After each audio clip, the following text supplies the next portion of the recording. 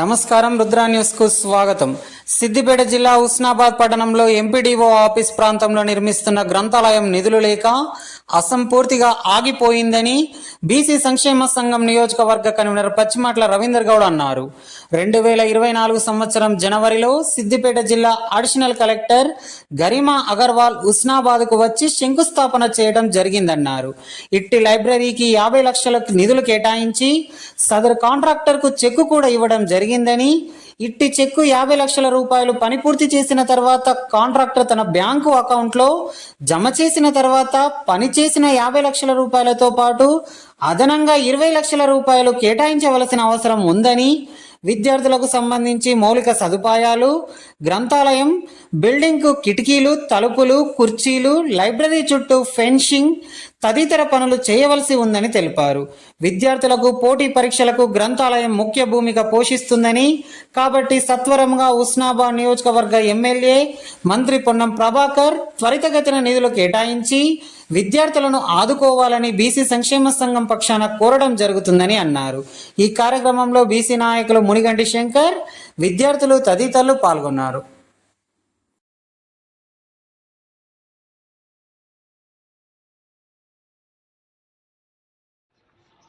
హుస్నాబాద్ పట్టణంలో గత 5 సంవత్సరాల నుండి విద్యార్థులకు గ్రంథాలయం లేక చాలా ఇబ్బందులు పడతారు. వాళ్ళు పోటీ పరీక్షలు రాస్తామంటే ఎన్నో రకాల చరిత్రలకు సంబంధించి, జనరల్ నాలెడ్జ్కి సంబంధించి పుస్తకాలు ఉంటేనే వాళ్ళు ప్రిపేర్ అయ్యి రేపు ఉద్యోగాలు సాధించే పరిస్థితి ఉంటుంది.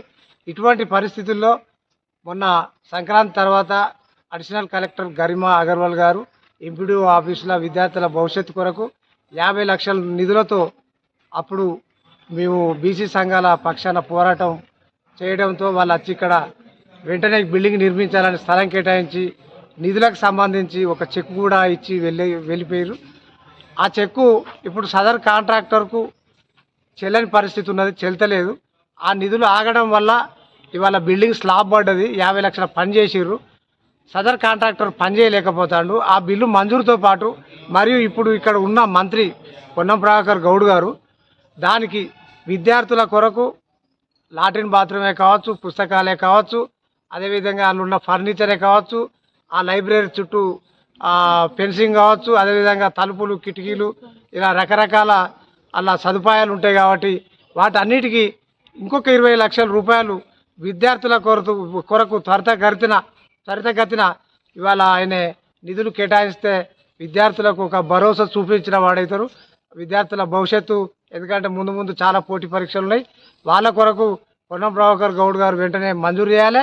సదర్ కాంట్రాక్టర్కు సంబంధించిన ఆగిపోయిన 50 లక్షల నిధులు కూడా కేటాయిస్తే వెంటనే ఆ కాంట్రాక్టరు ప్రభుత్వానికి అప్పచెప్తాడు. కాబట్టి విద్యార్థులకు అందుబాటు వస్తుందని ఈ సందర్భంగా బీసీ సంక్షేమ సంఘం పక్షాన విద్యార్థుల తరపున కోరడం జరుగుతుంది. హుస్నాబాద్ పట్టణంలో లైబ్రరీ లేకపోవడం వల్ల విద్యార్థులు చాలా ఇబ్బందులు ఎదుర్కొంటున్నారు.